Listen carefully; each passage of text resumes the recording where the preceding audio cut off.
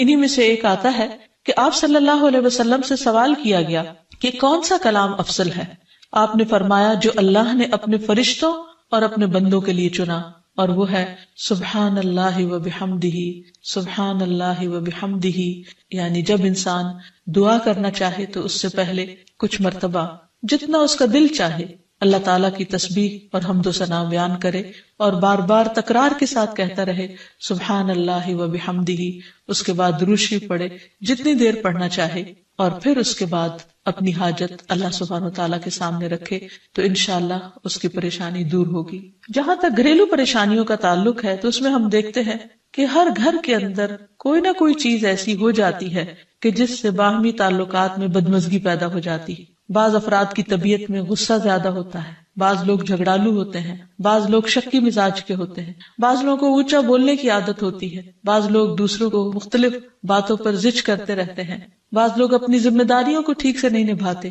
تو یہ تمام چیزیں صرف نہ یہ کہ ایسے انسان کو خود بلکہ اس کے آس پاس رہنے والوں کو اذیت میں مبتلا کر دیتی۔ اب اس میں انسان بعضوں کو سمجھانے سے بھی کام لیتا ہے، دوسروں سے بھی مدد لیتا ہے، لیکن پھر بھی مسئلہ حل نہیں ہوتا۔ تو صحابہ کرام تو اپنی جوتی کا تسمہ بھی ٹوٹ جاتا تو اللہ سبحانہ تعالیٰ سے مانگتے تھے۔ تو اگر گھر کے اندر کسی قسم کی ناچاکی یا پریشانی ہے تو اس سلسلے میں بھی ہمیں اللہ تعالیٰ کی طرف رجوع کرنا چاہیے، اور پھر اس کے ساتھ ساتھ دوسرے کو جو مشکل پیدا کر رہا ہے سمجھانا بھی چاہیے۔ جہاں تک لڑائی جھگڑے کا تعلق ہے تو اسے منافقت کی علامت بتایا گیا۔ آپ صلی اللہ علیہ وسلم نے فرمایا کہ منافق کی 4 علامتیں ہیں، ان میں سے ایک بات کرے تو جھوٹ بولے، وعدہ خلافی کرے، امانت میں خیانت کرے، اور جب وہ جھگڑا کرے تو گالی دے، یعنی جھگڑتا بھی ہے اور گالی بھی دیتا ہے۔ نبی صلی اللہ علیہ وسلم نے یہ بھی فرمایا کہ اللہ کو سب سے زیادہ ناپسند آدمی وہ ہے جو بہت جھگڑالو ہے، یعنی اللہ تعالیٰ ایسے شخص سے محبت نہیں کرتے۔ اس لیے اگر آپ کسی سے بات کر رہے ہو تو اس کی بات توجہ سے سن لے۔ چھوٹی چھوٹی باتوں پر جھگڑنا اور دوسرے کے ساتھ بد اخلاقی سے پیش آنا یہ درست نہیں۔ پھر اسی طرح مومن جو ہے وہ کبھی بد اخلاق نہیں ہوتا، اور بد اخلاقی پھر منافقت کی علامت ہے۔ رسول اللہ صلی اللہ علیہ وسلم نے فرمایا تمہارے یہ نسب نامے کسی کے لیے گالی کا سبب نہیں ہے، تم سب آدم کی اولاد ہو، ایک دوسرے کے قریب ہو، دین یا عمل صالح کے علاوہ کسی وجہ سے کسی کو کسی پر کوئی فضیلت نہیں۔ آدمی کے برا ہونے کے لیے یہی کافی ہے کہ وہ فحش گو ہو، بد کلام ہو، بخیل ہو اور بزدل ہو۔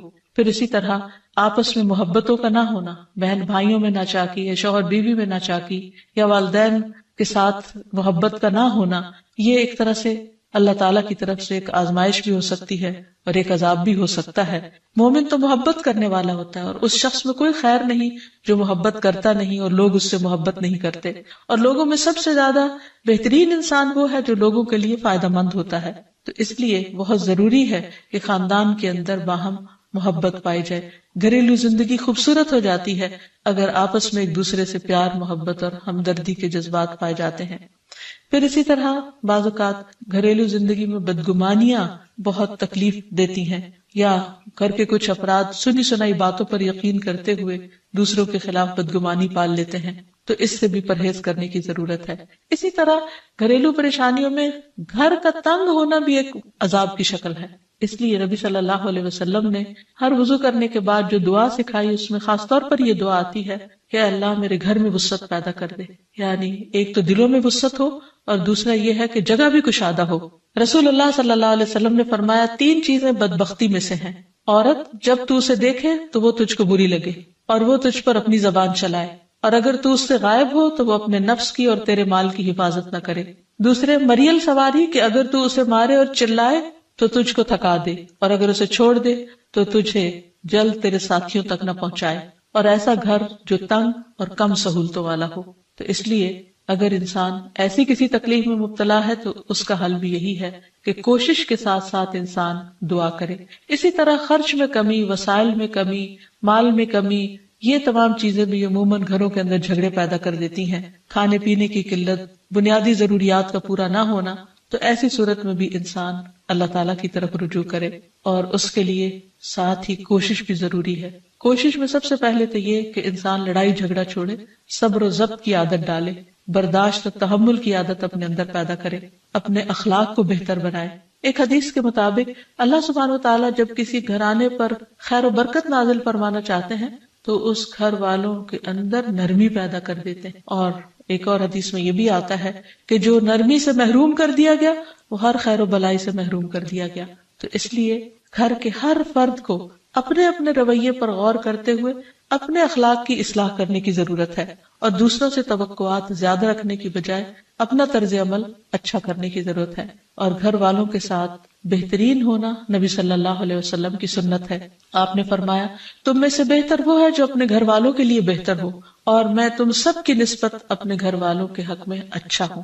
یعنی آپ نے اپنی مثال دی کہ میں سب سے اچھا سلوک اپنے گھر والوں سے کرتا ہوں، تو تمہیں بھی اگر اچھا بننا ہے تو ایسا ہی کرنا ہوگا. پھر اسی طرح گھر والوں کو زیادہ سے زیادہ فائدہ پہنچانا. حسن بصری سے مروی ہے کہ اللہ تعالیٰ کے نزدیک پسندیدہ بندے وہ ہیں جو اپنے اہل و عیال کو سب سے زیادہ نفع دینے والے ہیں. پھر اسی طرح پیار و محبت سے رہنا. اگر لڑائی جھگڑا ہو بھی جائے یا کوئی غلط فہمی پیدا بھی ہو جائے تو اس وقت خاموشی اختیار کر لینا، مناسب وقت کا انتظار کر کے اس غلط فہمی کو دور کرنا ضروری ہے. پھر اسی طرح اللہ سبحانہ وتعالیٰ نے گھریلو زندگی کو خوشگوار بنانے کے لیے جو بہترین ہدایت ہمیں قرآن مجید میں دی ہے وہ ہے عفو درگزر سے کام لینا. اللہ تعالیٰ فرماتے ہیں اے لوگو جو ایمان لائے ہو، بے شک تمہاری بیویوں اور تمہارے بچوں میں سے بعض تمہارے دشمن ہیں، سو ان سے ہوشیار رہو، اور اگر تم معاف کرو اور درگزر کرو اور بخش دو تو بے شک اللہ بے حد بخشنے والا نہایت رحم فرمانے والا ہے. تمہارے مال اور تمہاری اولاد تو محض ایک آزمائش ہے، اور جو اللہ کے پاس ہے وہ بہت بڑا اجر ہے. واللہ عندہ اجر عظیم، اور جو اللہ ہے اسی کے پاس بہت بڑا اجر ہے. یعنی انسان کو بعض اوقات اپنی ہی بیوی یا بیوی کو اپنے ہی شوہر سے اور بعض اوقات اپنے ہی بچوں سے یا اپنے ہی والدین سے دشمنی کا اندیشہ ہو سکتا ہے، اور وہ ایک دوسرے کے لیے مصیبت اور بلا ہو سکتے ہیں. لیکن ایسی صورت میں بھی انسان کا گزارا نہیں ہو سکتا جب تک ایک دوسرے کو معاف نہ کرے. زندگی کی گاڑی نہیں چل سکتی جب تک انسان دوسروں کے قصور اور غلطیاں ان سے درگزر نہ کرے. کیونکہ ہر انسان کبھی غصے کی وجہ سے، کبھی جہالت کی وجہ سے، کبھی جلد بازی کی وجہ سے، کبھی لوگوں کے اکسانے پر اپنے پیاروں کے ساتھ زیادتیاں کر جاتا ہے. تو ایسی صورت میں انسان اگر چاہتا ہے کہ اس کی زندگی خوشگوار ہو تو اسے معاف کرتے رہنا چاہیے. نبی صلی اللہ علیہ وسلم کے اخلاق کے بارے میں جب پوچھا گیا تو حضرت عائشہ کہتی ہیں کہ آپ تان و تشنیع کرنے والے نہ تھے، یعنی تانے نہیں دیتے تھے. یعنی اگر کسی سے غلطی ہو جاتی تو اسے بار بار یاد نہیں کراتے تھے. فحش کام نہیں کرتے تھے. بازاروں میں چیخنے والے اور برائی کا بدلہ برائی سے دینے والے نہ تھے، بلکہ معاف کرنے والے اور درگزر کرنے والے تھے. اور حقیقت یہ ہے کہ جو جس کے جتنا قریب ہوتا ہے، جیسے گھر والے ہیں، اس کی غلطیاں اور اس کی کمزوریاں زیادہ سامنے آتی ہیں، اور پھر وہ ریپیٹڈلی سامنے آتی ہیں، بار بار سامنے آتی ہیں. تو ایسی صورت میں معاف کرنا بھی مشکل لگتا ہے، لیکن پھر بھی معاف کیے بغیر گزارا نہیں. پھر اسی طرح یہ ہے کہ انسان اگر ہمیشہ دوسروں کا حق ادا کرنے کی فکر کرے تو اس سے بھی بہت سے جھگڑے ختم ہو جاتے ہیں. شوہر اگر بیوی کو حق دینے والا ہو، بیوی خوشی سے شوہر کا حق دینے والی ہو، بہن بھائی ایک دوسرے کے اوپر قربانی کرنے والے ہوں، ایثار کرنے والے ہوں، تو ایسی صورت میں گھر کا ماحول بہت خوشگوار ہو سکتا ہے. عورت کے بارے میں فرمایا نبی صلی اللہ علیہ وسلم نے کہ عورت اس وقت تک ایمان کی حلاوت نہیں پا سکتی جب تک کہ وہ اپنے شوہر کا حق ادا نہیں کرتی. اسی طرح شوہر کے لیے نبی صلی اللہ علیہ وسلم کا یہ اسوہ حسنہ بہترین ہے کہ آپ صلی اللہ علیہ وسلم اپنے گھر ہوتے ہوئے اپنے گھر والوں کے کام کاج میں ہاتھ بٹایا کرتے تھے، ان کی خدمت کیا کرتے تھے. جب نماز کا وقت ہوتا تو فوراً نماز کے لیے تشریف لے جاتے. آپ اپنے چھوٹے چھوٹے کام خود کر لیا کرتے تھے. یعنی اس سے بھی یہ پتہ چلتا ہے کہ خوشگوار گھریلو تعلقات میں دوسرے پر بوجھ نہ بننا ایک بہت اہم نقطہ ہے. کیونکہ اگر ہر انسان اپنی ذمہ داری خود لے لے تو دوسروں کے لیے وہ خوشگوار ہو جاتا ہے. پھر اسی طرح گھر والوں کو اگر کوئی غم، تکلیف یا پریشانی ہو تو اس موقع پر اپنے اختلافات کو بھول کر ان کی مدد کرنا، ان کی کیئر کرنا اور ان کی دلجوئی کرنا یہ بھی بہت ضروری ہے. اور حد الوسع گھر کا ماحول خوشگوار رکھنا چاہیے، ایک دوسرے کا احساس کرتے ہوئے اور ایک دوسرے کے کاموں میں عیب نہ نکالتے ہوئے اور ایک دوسرے کو اپریشیٹ کرتے ہوئے، ایک دوسرے کی اچھی خوبیوں کو اور اچھی باتوں کی تعریف کرتے ہوئے، اور اسی طرح بعض اوقات اپنی خواہشات کو پیچھے کرتے ہوئے. کیونکہ اگر ہر انسان یہ چاہے کہ زندگی اس کے مطابق، کیونکہ اگر ہر انسان یہ چاہتا ہو کہ ہر کام گھر میں اس کی مرضی کے مطابق ہو تو یہ ممکن نہیں. بہت سے گھروں میں ساس بہو کا جھگڑا کس بنا پر ہوتا ہے, یا آپس میں قریبی رشتوں کا جھگڑا اور فتنہ فساد کس وجہ سے ہوتا ہے؟ کیونکہ ہر شخص یہ چاہتا ہے کہ گھر کا نظام اس کی مرضی کے مطابق ہو, حالانکہ ایسا ہونا ممکن نہیں. تو اس لیے ہر انسان کو اپنی رائے بھی دینی چاہیے, لیکن دوسروں کی رائے کا بھی احترام کرنا چاہیے. اپنی ضرورت بھی پوری کرنی چاہیے, لیکن اس کے ساتھ ساتھ دوسروں کی ضروریات کا بھی خیال کرنا چاہیے.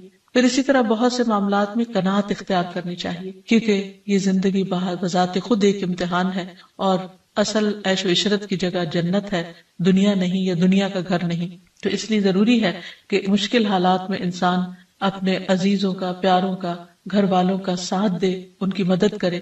مثلا شوہر کے اگر معاشی حالات تنگ ہیں تو بیوی ناجائز مطالبات نہ کرے. اسی طرح اگر بیوی بیمار ہے تو شوہر اس سے بہت زیادہ گھر کے کام کا مطالبہ نہ کرے. تو ایک دوسرے کے حالات کی رعایت کرتے ہوئے اگر انسان ایک دوسرے سے توقعات رکھے تو اس سے بھی حالات بہت خوشگوار ہو سکتے ہیں. اور پھر یہ کہ ہمیشہ دوسروں کی چھوٹی چھوٹی ایفرٹ پر ان کے لیے شکر گزاری کے جذبات ہونے چاہیے. مثلا اگر کوئی آپ کو گھر میں پانی پلا دے تو آپ اس پر بھی شکریہ بولیں. ہم عام طور پر اگر گھر سے باہر کہیں ہوتے ہیں اور کوئی ہمارے ساتھ تھوڑے سا بھی احسان کا معاملہ کرے تو ہم اس کے احسان کو مانتے ہیں, لیکن گھر والوں کا احسان ماننا ایک مشکل کام لگتا ہے. تو اس لیے اگر ہم چاہتے ہیں کہ گھریلو زندگی خوشگوار ہو تو اس میں گھر والوں کے احسان کو بھی ماننا ضروری ہے. اور پھر چھوٹی چھوٹی اذیتوں کو بہت مینشن نہیں کرنا چاہیے, ان کا ذکر نہیں کرنا چاہیے, ان پر صبر کرنا چاہیے. تو جو شخص شکر اور صبر سے کام لیتا ہے اس کی زندگی لازماً خوشگوار ہوتی ہے. لیکن اس کے باوجود بھی اگر گھریلو زندگی میں تنگی ہو, تکلیف ہو, آپس کی ناچاکی ہو, دشمنی ہو, پریشانی ہو, بہت بے چینی ہو, تو پھر اللہ سبحانہ وتعالی ہی کی طرف رجوع کرنا چاہیے. کیونکہ قرآن مجید میں آتا ہے وَإِن يُرِدْكَ بِخَيْرٍ فَلَا رَادَّ لِفَضْلِهِ يُصِيبُ بِهِ مَن يَشَاءُ مِنْ عِبَادِهِ وَهُوَ الْغَفُورُ الرَّحِيمُ. اور اگر اللہ تمہیں کوئی تکلیف پہنچانا چاہے تو اس کے سوا کوئی اسے دور کرنے والا نہیں, اور تجھ سے کوئی بھلائی کرنا چاہے تو کوئی اسے ٹالنے والا نہیں. وہ اپنے بندوں میں سے جسے چاہے فضل سے نوازتا ہے, اور وہ بخشنے والا اور رحم کرنے والا ہے. تو اس لیے چھوٹی چھوٹی تکلیفوں پر بھی فوراً اللہ کا ذکر, اللہ کی یاد, اللہ کی تسبیح انسان کے دل کو سکون بخشتے. اور نبی صلی اللہ علیہ وسلم نے خصوصاً اپنی پیاری بیٹی فاطمہ رضی اللہ تعالی عنہا کو جب وہ گھر کے کام کاج کر کے تھک جاتی تھی, کیونکہ اپنے ہاتھ سے چکی پیستی, اپنے ہاتھ سے آٹا گوندتی, اپنے ہاتھ سے اپنے گھر کے کام کاج کرتی, بچوں کو لک آفٹر کرتی, تو بہت تھک جاتی تھی. اور اسی تھکاوٹ کی وجہ سے انہوں نے ایک دفعہ نبی صلی اللہ علیہ وسلم کے پاس جب کچھ قیدی آئے تو خادم کا مطالبہ کیا, لیکن آپ صلی اللہ علیہ وسلم نے ان کو خادم دینے کی بجائے یہ تسبیحات سکھائی اور فرمایا کہ جب تم اپنے بستر پر جانے لگو تو 33 بار سبحان اللہ, 33 بار الحمدللہ اور 34 بار اللہ اکبر پڑھ لیا کرو. اور اسی لیے یہ تسبیحات فاطمہ کے نام سے بھی معروف ہیں. تو رات کو خاص طور پر بستر پر لیٹ کر یہ تسبیحات ضرور پڑھ لینی چاہیے, کیونکہ یہ گھریلو کام کاج کی تھکاوٹ کا بہترین علاج ہے اور خادم کی جگہ کفایت کرنے والی دعائیں ہیں. پھر اسی طرح گھر میں وسعت اور کشادگی کی دعا, اللہم اغفر لی ذنبی ووسع لی فی داری وبارک لی فی رزقی. اے اللہ میرے گناہ معاف کر دے, میرے گھر میں وسعت پیدا کر دے اور میرے رزق میں برکت عطا کر دے. پھر اسی طرح چھوٹی چھوٹی پریشانیوں کے سلسلے میں مثلاً بچے کو چوٹ لگ گئی یا اچانک کسی وبائی مرض کا کوئی شکار ہو گیا تو علاج معالجے کے ساتھ ساتھ دعا کرنا ضروری ہے. مثلاً گھر والوں میں سے اچانک کسی کو کوئی ایسی بیماری آ گئی, کوئی سٹروک ہو گیا یا ہارٹ اٹیک ہو گیا تو سارے گھر والے پینک ہو جاتے ہیں. ایسی صورت میں پریشانی کا صرف اظہار کرتے رہنے سے اور غمگین رہنے سے مریض کی مدد نہیں کی جا سکتی. تو اس موقع پر اللہ تعالیٰ سے دعا کرنی چاہیے. اور ایک بہت خوبصورت دعا جو نبی صلی اللہ علیہ وسلم نے حضرت اسماء بنت امیس کو سکھائی تھی کہ آپ نے فرمایا, کیا میں تمہیں ایسے کلمات نہ سکھاؤں جن کو تم پریشانی کے وقت پڑھا کرو؟ اور وہ کلمات ہیں اللہ اللہ ربی لا اشرک بہ شیئا, اللہ ہی میرا رب ہے, میں اس کے ساتھ کسی چیز کو شریک نہیں بناتی. اور آخر میں یہ کہ گھر والوں کی باہمی محبت اور الفت اور تعلقات کی بہتری کی دعا کرنی چاہیے جو پیارے نبی صلی اللہ علیہ وسلم نے ہمیں سکھائی ہے. وہ دعا ہے اللہم الف بین قلوبنا واصلح ذات بیننا واہدنا سبل السلام ونجنا من الظلمات الى النور وجنبنا الفواحش ما ظهر منها وما بطن وبارك لنا في اسماعنا وأبصارنا وقلوبنا وأزواجنا وذرياتنا وتب علينا إنك أنت التواب الرحيم وجعلنا شاكرين لنعمتك مثنين بها قابليها وأتمها علينا۔ اے اللہ ہمارے دلوں میں الفت پیدا فرما دے اور ہمارے آپس کے معاملات کی اصلاح کر دے، ہمیں سلامتی کے راستوں کی رہنمائی فرما اور ہمیں اندھیروں سے نجات دے کر نور کی طرف لے آ، اور ہمیں تمام ظاہری اور چھپی بدکاریوں سے محفوظ رکھ۔ ہمارے کانوں اور ہماری آنکھوں اور ہمارے دلوں اور ہماری گھر والیوں اور ہمارے بچوں میں برکتیں عطا فرما، ہماری توبہ قبول فرما۔ بلا شبہ تو بہت زیادہ توبہ قبول کرنے والا اور رحمت کرنے والا ہے۔ ہمیں اپنی نعمتوں کا شکر ادا کرنے والا بنا اور ان کی تعریف کرنے والا اور ان کو قبول کرنے والا بنا دے۔ ان نعمتوں کو ہم پر کامل فرما دے، یعنی ان نعمتوں کو ہم پر تمام کر دے۔ تو کس قدر جامع اور خوبصورت دعا ہے جو نبی صلی اللہ علیہ وسلم نے ہمیں سکھائی۔ گھریلو زندگی کو خوشگوار بنانے کے لیے ان دعاؤں کو پڑھتے رہنا چاہیے، یاد کر لینا چاہیے، قبولیت کے مواقع پر پڑھنا چاہیے۔ اگر زبانی یاد نہ بھی ہو تو دیکھ کر پڑھ لینا چاہیے، اور اگر ان کا ترجمہ نہ آتا ہو تو اردو میں پڑھنے میں بھی کوئی حرج نہیں، لیکن اللہ تعالیٰ سے مانگتے رہیے، کیونکہ ساری مشکلات کا حل صرف۔ عن ابی موسیٰ عن النبی صلی اللہ علیہ وسلم قال مثل البیت الذی یذکر اللہ فیہ والبیت الذی لا یذکر اللہ فیہ مثل الحی والمیت، رواہ مسلم۔ سیدنا ابو موسیٰ رضی اللہ عنہ سے روایت ہے، نبی صلی اللہ علیہ وسلم نے فرمایا، جس گھر میں اللہ تعالیٰ کا ذکر کیا جاتا ہے اور جس گھر میں اللہ تعالیٰ کا ذکر نہیں کیا جاتا وہ زندہ اور مردہ کی مثل ہے۔ اللہ کے بندے، اللہ سے محبت کرنے والے ہر حال میں اللہ کو یاد کرتے رہتے ہیں، خواہ وہ اپنے گھر میں ہو یا گھر سے باہر۔ الذین یذکرون اللہ قیاما وقعودا وعلی جنوبہم، وہ جو اللہ کا ذکر کرتے ہیں کھڑے، بیٹھے اور لیٹے۔ ایسے لوگ دنیا کے کسی بھی حصے میں ہوں، کوئی بھی کام کر رہے ہوں، ان کے دلوں میں اللہ کی یاد سمائی ہوئی ہوتی ہے۔ ان کے دلوں میں اللہ کی یاد صرف مسجد کی حد تک یا کسی خاص جگہ سے ہی مخصوص نہیں ہوتی، بلکہ وہ اپنے گھروں میں بھی اللہ کو یاد کرتے ہیں۔ اس حدیث کے مطابق وہ گھر جن میں اللہ کا نام بلند ہوتا ہے، جس میں ذکر کیا جاتا ہے، وہ اس شخص کی طرح ہے جو زندہ ہو۔ اس کی مثال ایک زندہ انسان کی سی ہے۔ اس کے برعکس وہ گھر جس میں اللہ کا نام نہ لیا جاتا ہو، اللہ کا ذکر بلند نہ ہوتا ہو، اس گھر کی مثال ایک مردہ کی سی ہے۔ اور آپ سب جانتے ہیں کہ زندہ اور مردہ برابر نہیں ہوا کرتے۔ لا يستوي الاحیاء ولا الاموات، زندہ اور مردہ برابر نہیں، دونوں میں بہت بڑا فرق ہے۔ اسی طرح ان دو گھروں میں بھی بہت فرق ہے، جن میں سے ایک میں اللہ کی یاد بلند ہو، اللہ کا نام بلند ہو، اور دوسرے وہ جس میں اللہ تعالیٰ کو یاد کرنے والا کوئی نہ ہو۔ قرآن پاک میں اللہ سبحانہ وتعالیٰ کو یاد کرنے والوں کی صفت یہ بتائی گئی ہے کہ رجال لا تلہیہم تجارت ولا بیع عن ذکر اللہ، وہ ایسے لوگ ہیں جنہیں تجارت اور خرید و فروخت اللہ کی یاد سے غافل نہیں کرتی، یعنی عین دنیا کے اندر رہتے ہوئے بھی وہ اللہ کو یاد کرتے رہتے ہیں۔ وَإِقَامِ الصَّلَاةِ وَإِيتَاءِ الزَّكَاةِ، نماز قائم کرنے اور زکوٰۃ کی ادائیگی سے کوئی چیز انہیں منع نہیں کرتی، مانے نہیں ہوتی۔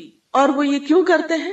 یعنی اللہ کو یاد کیوں کرتے رہتے ہیں اور اپنے فرائض کی ادائیگی میں سرگرم کیوں رہتے ہیں؟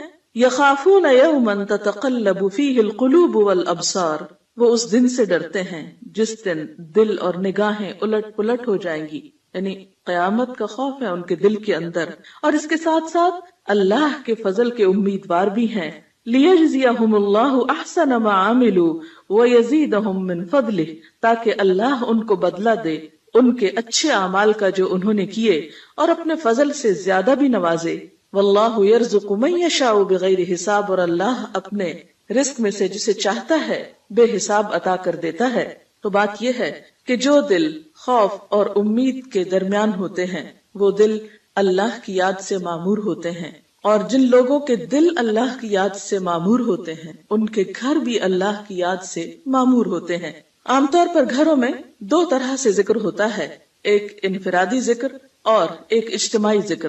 انفرادی ذکر میں نماز پڑھنا، قرآن کی تلاوت، اور اسی طرح چلتے پھرتے، اٹھتے بیٹھتے، گھر کے کام کاج کرتے لیٹتے جاگتے چلتے پھرتے اللہ کو یاد کرتے رہنا، خصوصاً وہ مسنون اذکار جو رسول اللہ صلی اللہ علیہ وسلم سے وارد ہیں۔ اور دوسری قسم اجتماعی ذکر کی ہے کہ کسی ایک گھر میں مختلف لوگ جمع ہو کر یا اہل خانہ ہی جمع ہو کر اکٹھے بیٹھ کر اللہ کو یاد کریں، اور اس سے مراد کسی خاص قسم کا وظیفے کا ورد ہی نہیں بلکہ اللہ تعالیٰ کی یاد کے مختلف طریقے ہو سکتے ہیں۔ اللہ تعالیٰ کی معرفت حاصل کرنے، علم سیکھنے اور جاننے کے جو حلقات ہیں وہ بھی اللہ ہی کے ذکر اور اللہ ہی کی یاد کی طرف انسان کو راغب کرتے ہیں۔ قرآن پاک میں خاص طور پر ازواج مطہرات کو یہ حکم دیا گیا، وَاذْكُرْنَ مَا يُتْلَى فِي بُيُوتِكُنَّ مِنْ آيَاتِ اللَّهِ وَالْحِكْمَةِ، اور ذکر کرتی رہو، یاد کرتی رہو جو تمہارے گھروں میں پڑھی جاتی ہیں اللہ کی آیات اور حکمت کی باتیں۔ یعنی ازواج مطہرات رسول اللہ صلی اللہ علیہ وسلم کے گھر میں قرآن پاک اور حکمت کی باتوں کا ذکر کریں، یعنی انہیں آپس میں بھی سیکھیں سکھائیں اور دوسروں کو سکھانے کا بھی انتظام فرمائیں۔ تو گویا ذکر کی مجالس سے مراد تسبیحات وغیرہ کرنا بھی ہو سکتا ہے اور علم کی مجالس بھی ہیں، اور خصوصاً ایسے علم کی مجالس جن کے ذریعے انسان کے ایمان میں اضافہ ہو، اللہ تعالیٰ سے تعلق مضبوط ہو۔ قرآن پاک میں اللہ تعالیٰ نے اہل ایمان کو خصوصی طور پر تنبیہ فرمائی، تلقین فرمائی، یا ایھا الذین آمنوا لا تلہکم اموالکم واولادکم عن ذکر اللہ، اے لوگو جو ایمان لائے ہو، تمہارے مال اور تمہاری اولادیں تمہیں اللہ کے ذکر سے غافل نہ کریں۔ ومن یفعل ذلک فاولئک ھم الخاسرون، اور جو ایسا کریں گے وہی لوگ دراصل خسارہ پانے والے ہیں، نقصان اٹھانے والے ہیں۔ یعنی گھر میں ہوتے ہوئے انسان دنیا کے کاموں میں مشغول ہو جاتا ہے یا بال بچوں کی محبت میں بعض اوقات اللہ تعالیٰ کی یاد سے غافل ہو جاتا ہے، تو ایسے میں فرمایا کہ لا تلہکم اموالکم واولادکم عن ذکر اللہ، یہ دنیا کے مال اور یہ تمہارے بال بچے تمہیں اللہ کی یاد نہ بھلائیں۔ گویا گھر میں ہوتے ہوئے اللہ کو یاد کرتے رہو،